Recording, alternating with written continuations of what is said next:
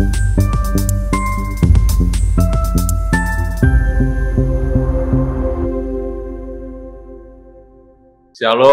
kita masuk kontekstual Bible reading di Kisah Rasul pasal 23. Sambil menatap anggota-anggota Mahkamah Agama, Paulus berkata, "Hei saudara-saudaraku, sampai kepada hari ini aku tetap hidup dengan hati nurani yang murni di hadapan Allah." Tetapi Imam Besar Ananias menyuruh orang-orang yang berdiri dekat Paulus menampar mulut Paulus. Membalas itu Paulus berkata kepadanya, "Allah akan menampar engkau, hai tembok yang dikabur putih-putih. Engkau duduk di sini untuk menghakimi aku menurut hukum Taurat. Namun engkau melanggar hukum Taurat oleh perintahmu untuk menampar aku." Dan orang-orang Yahudi di situ berkata, "Engkau mengejek imam besar Allah." Jawab Paulus, "Hai saudara-saudara, aku tidak tahu bahwa ia adalah imam besar. Memang ada tertulis, janganlah engkau berkata jahat tentang seorang pemimpin bangsamu.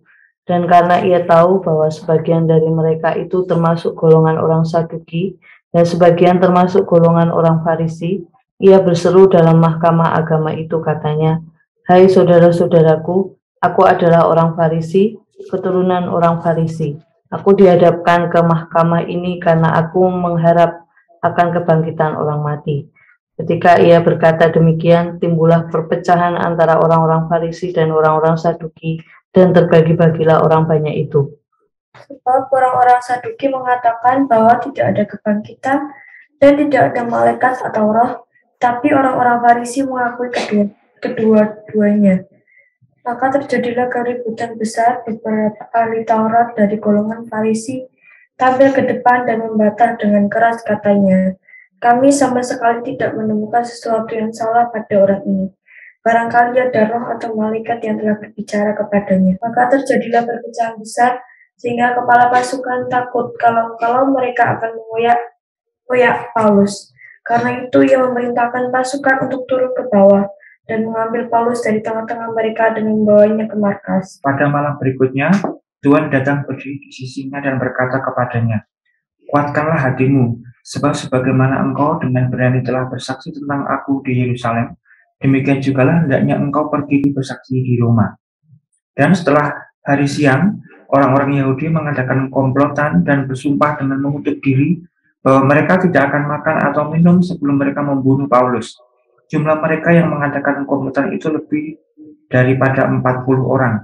Mereka pergi kepada imam-imam kepala dan tua-tua bangsa Yahudi dan berkata, "Kami telah bersumpah dengan mengutuk diri bahwa kami tidak akan makan atau minum sebelum kami membunuh Paulus. Karena itu, hendaklah kamu bersama-sama dengan mahkamah agama menganjurkan kepada kepala pasukan supaya ia menghadapkan Paulus lagi kepada kamu, seolah kamu hendak memeriksa perkaranya lebih teliti, dan sementara itu kami sudah siap sedia untuk membunuh dia sebelum ia sampai kepada kamu. Akan tetapi kemenakan Paulus, anak saudaranya perempuan, mendengar tentang penghadangan itu. Ia datang ke markas dan setelah diizinkan masuk, ia memberitahukannya kepada Paulus. Lalu Paulus memanggil salah seorang perwira dan berkata kepadanya, "Bawalah anak ini kepada kepala pasukan, karena ada sesuatu yang perlu diberitahukan kepadanya." Perwira itu membawanya kepada kepala pasukan dan berkata, "Paulus, orang tahanan itu memanggil aku dan meminta supaya aku membawa anak muda ini kepadamu, sebab ada yang perlu diberitahukannya kepadamu." Maka kepala pasukan itu memegang tangan anak muda itu lalu membawanya ke samping dan bertanya, "Apakah yang perlu kau beritahukan kepadaku?" Jawabnya, "Orang-orang Yahudi telah bersepakat untuk meminta kepadamu supaya besok engkau menghadapkan Paulus lagi ke mahkamah agama, seolah-olah mahkamah itu mau memperoleh keterangan yang lebih teliti daripadanya. Akan tetapi janganlah engkau mendengarkan mereka, sebab lebih daripada 40 orang dari mereka telah siap untuk menghadang dia. Mereka telah bersumpah dengan mengutuk diri bahwa mereka tidak akan makan atau minum sebelum mereka membunuh dia. Sekarang mereka telah siap sedia dan hanya menantikan keputusanmu." Lalu kepala pasukan menyuruh anak muda itu pulang dan memerintahkan kepadanya, "Jangan katakan kepada siapapun juga bahwa engkau telah memberitahukan hal ini kepadaku." Kemudian kepala pasukan memanggil dua perwira dan berkata, siapkan 200 orang prajurit untuk berangkat ke Kaisera, beserta 70 orang berkuda, 200 orang bersenjata lembing, kira-kira pada jam 9 malam ini. Sediakan juga beberapa keledai tunggang untuk Paulus, dan bawalah dia dengan selamat kepada wali negeri Felix. Dan ia menulis surat yang isinya sebagai berikut. Salam dari Claudius Lysias kepada wali negeri Felix yang mulia. Orang ini ditangkap oleh orang-orang Yahudi, dan ketika mereka hendak membunuhnya, aku datang kepada pasukan, mencegahnya dan melepaskannya, karena aku dengar bahwa ia adalah warga negara Roma. Untuk mengetahui apa alasannya mereka mendakwa dia, aku menghadapkannya ke mahkamah agama mereka.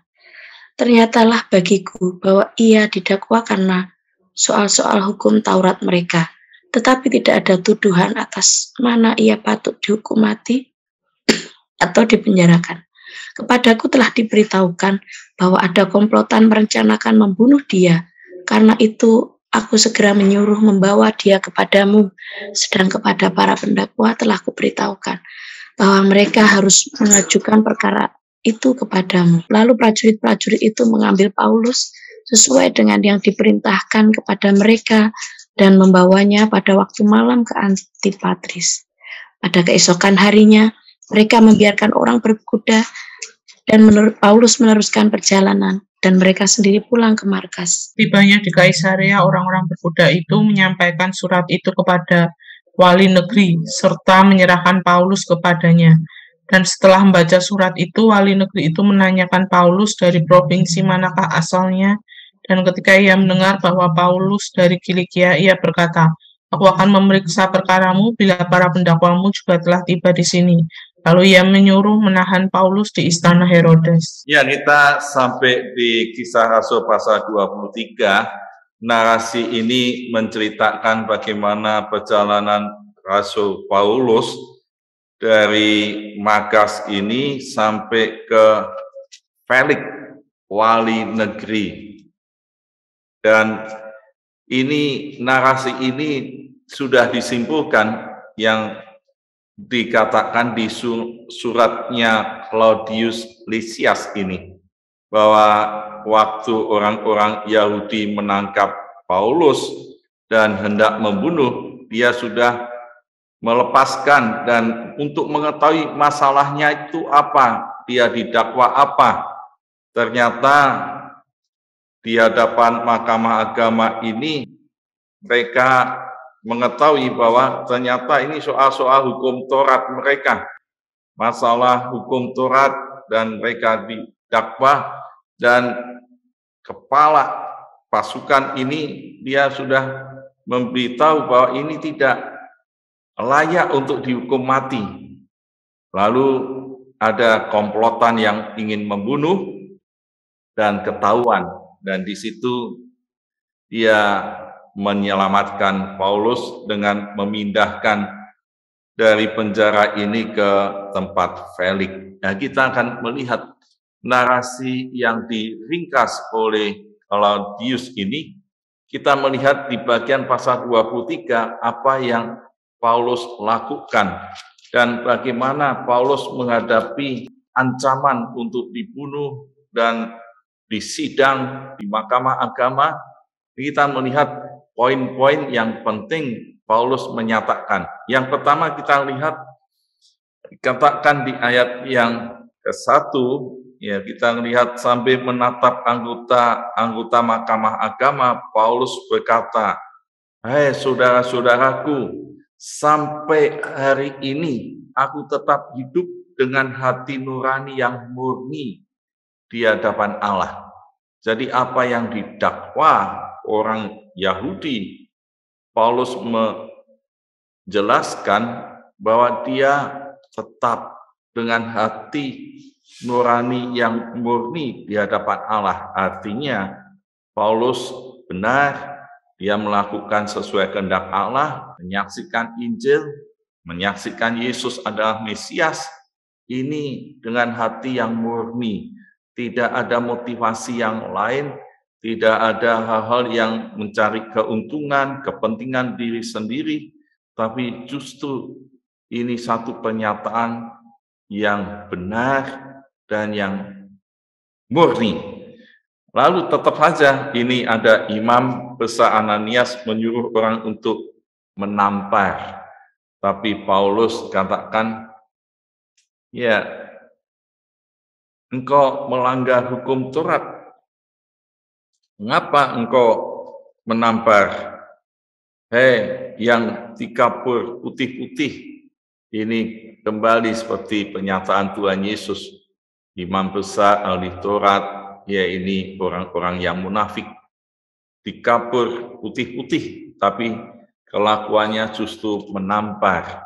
Dan banyak orang marah karena ini mengecek imam besar. Tapi Paulus tetap saja dia katakan kebenaran.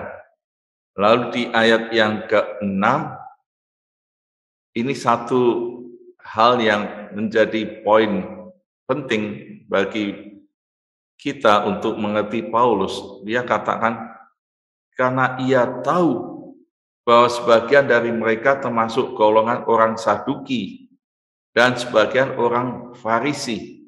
Waktu dalam sidang ini, Paulus tahu, berarti ini ada kecerdikan yang baik, strategi yang baik untuk mengatasi bagaimana tekanan dan ancaman ini. Lalu dengan pengetahuan ini kita bisa meyakini Tuhan juga memberi hikmat pada Paulus. Dan Paulus mengatakan di ayat 6 bahwa di hadapan Mahkamah Agama Paulus berseru. Ya, kata berseru menunjukkan dia teriak supaya banyak orang mendengar. Dan dia katakan, hei saudara-saudaraku, aku adalah orang Farisi, keturunan orang Farisi. Aku dihadapkan mahkamah ini karena aku mengharap akan kebangkitan orang mati. Dia meyakini ada kebangkitan orang mati.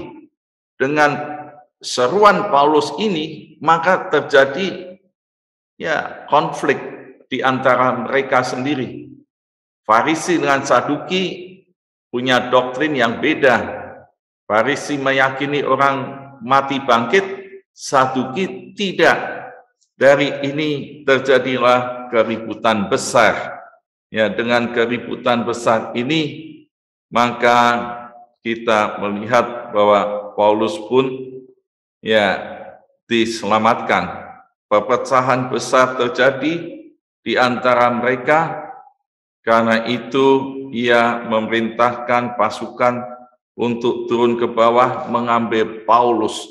Dari sidang itu akhirnya Paulus pun diselamatkan. Ini satu catatan bagaimana Paulus menghadapi tekanan, ancaman, persoalan tentang hukum Taurat.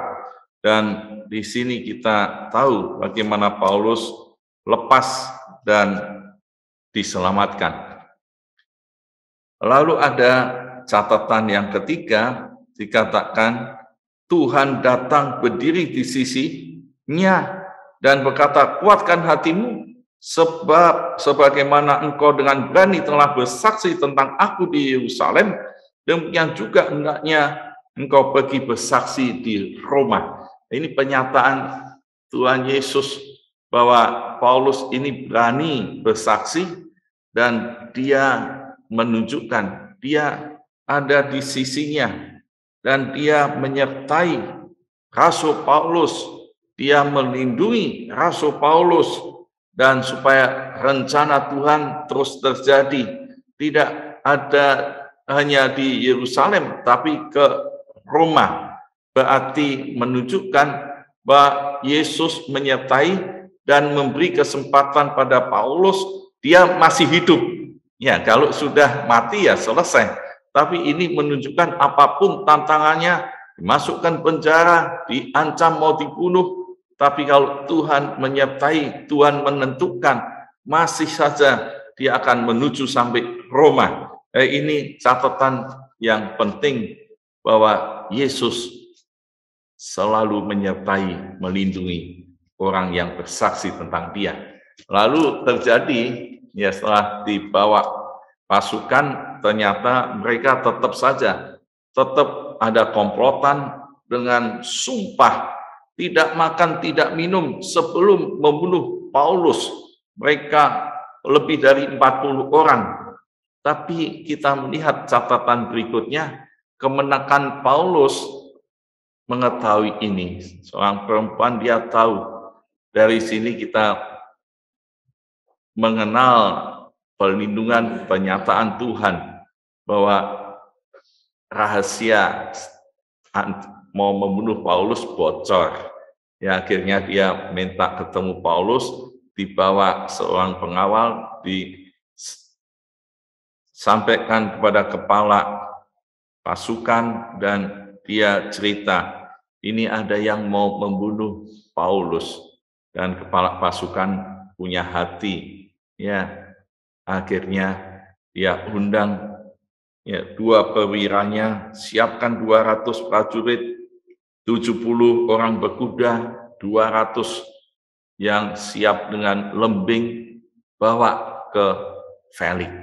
Dari sini kita melihat bahwa apa yang jahat, yang direncanakan komplotan, Tuhan pun bisa membocorkan. Tuhan bisa membuat rencana yang baik untuk Paulus.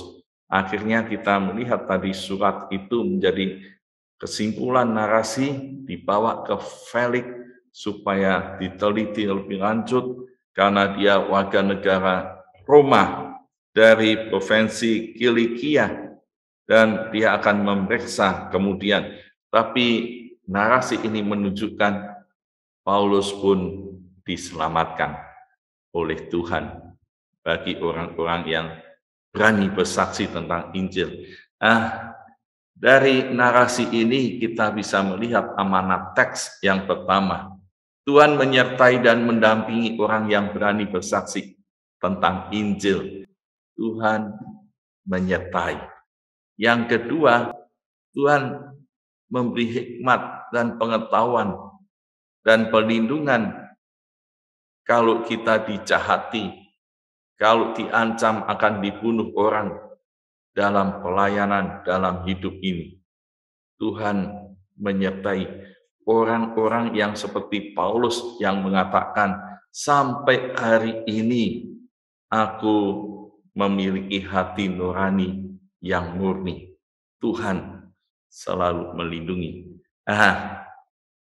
Kita renungkan firman Tuhan pagi ini dengan aplikasi. Apakah saya